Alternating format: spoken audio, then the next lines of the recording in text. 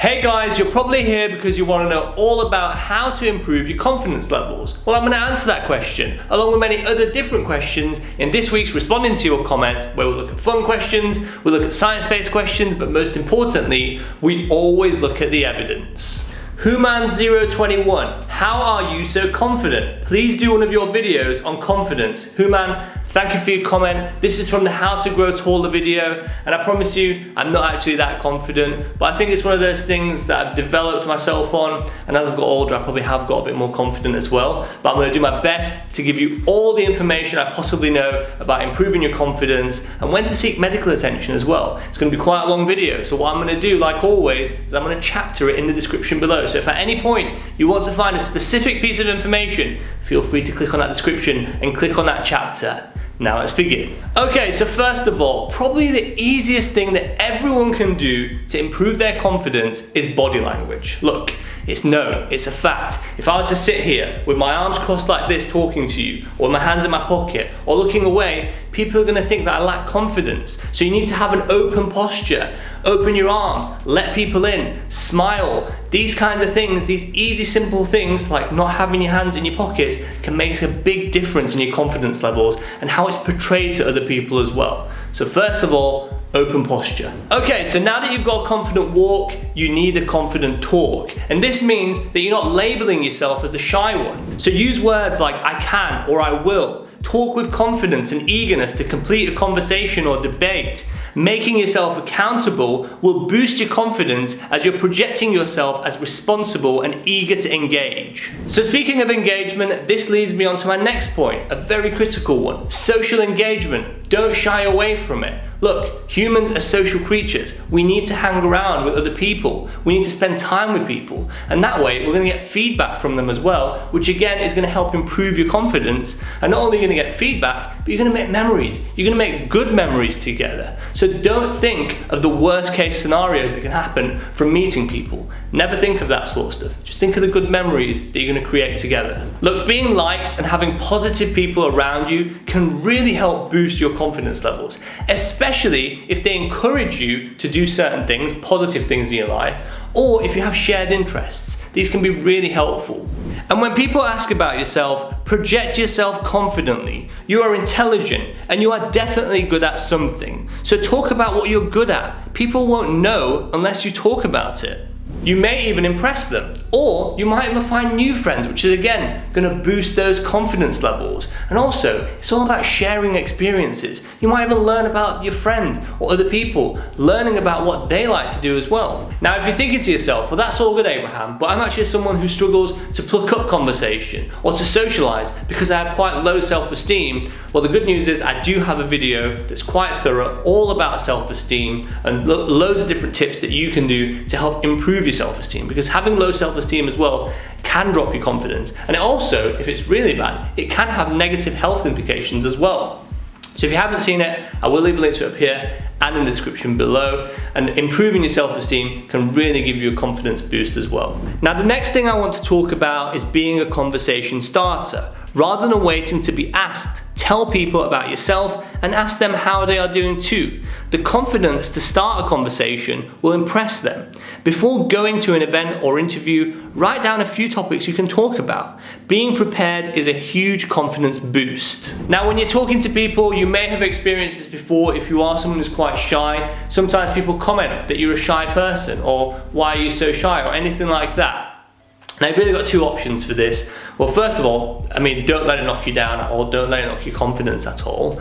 But you can either choose to dismiss it, to just pretend you never heard it, or option two, talk about it. Talk about that person and talk about how you're feeling. Maybe tell them that you're having an off day, and then ask about them as well and see how they're doing, because a little bit of kindness goes a long way. And the reason that I'm saying this is because we're all human. Look, we all have bad days. I have bad days, you have bad days, your friends have bad days, and on those bad days, they might end up picking on you a little and calling you shy or whatever. But the most important thing is that you see how they're doing as well and ask how they're doing, like we just mentioned, and don't label yourself as shy, because if you start labeling yourself as that, then you have this downward spiral effect and you start overthinking, and then you start thinking, oh, maybe I am shy, maybe I do lack confidence, and it affects your confidence that.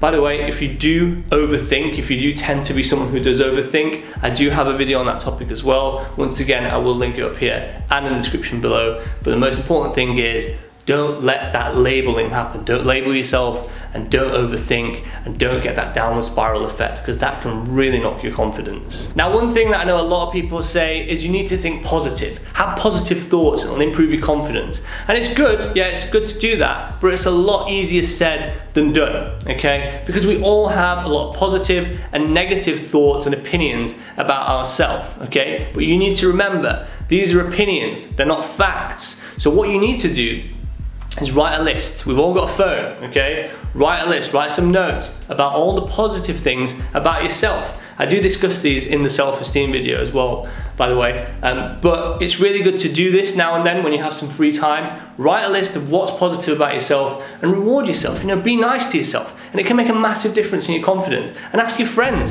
and your family, what do they like about you? What are your positive attributes? And write them down too, and you'll start to see, actually, you have a lot of positive things going, instead of just focusing on the negatives, which unfortunately a lot of people tend to do. Now, the next thing that I want to discuss is thinking of fears as learning opportunities, because we can grow so much from our past experiences and what we've learned from them. And as we get older, this is something we tend to do. We tend to set ourselves boundaries, so we're not getting close to our fears, and we're not going into these fears and learning from them. So you need to remove these boundaries and really go for it. So get into good confidence building habits now to set yourself up to succeed and grow. And if you do have a fear, providing it's safe, go for it.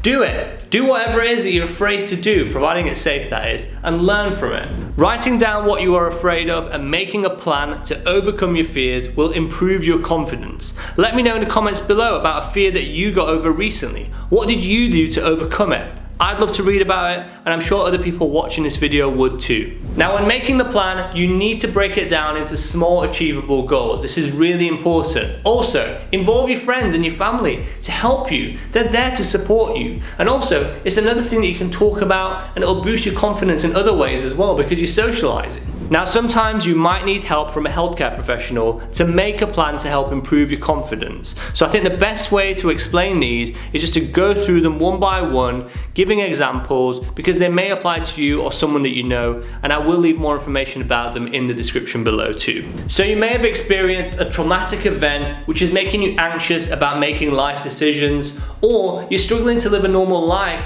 because of your negative thoughts. These are all reasons for you to speak to your healthcare professional about. Another thing is being unable to sleep, having difficulty sleeping, or if you had a hobby, for example, and you used to really love it, and then suddenly you just don't enjoy it anymore, or you see no motivation to do it. These are all reasons, again, to speak to your healthcare professional so they can have a chat with you and see what's going on and see if they can help you. Because remember, healthcare professionals are there to help you. They're not there to judge you, they're there to help you. So if you just take a few moments out of your time, if you're having any of these sort of problems and any further problems, which I'm going to leave in the description below, which I'd highly recommend you to read, please make an appointment to speak to your healthcare professional, because they're there to help you. So Human and anyone else who's watching, I hope you found this information helpful. I hope you're already feeling more confident, because you now know how to walk the walk, you know how to talk the talk, and you also know about all the development things that you need to do to help improve your confidence as well. And one last thing, you also know when to seek medical attention for when your confidence is low, or if you're having any other symptoms, which is probably the most important bit.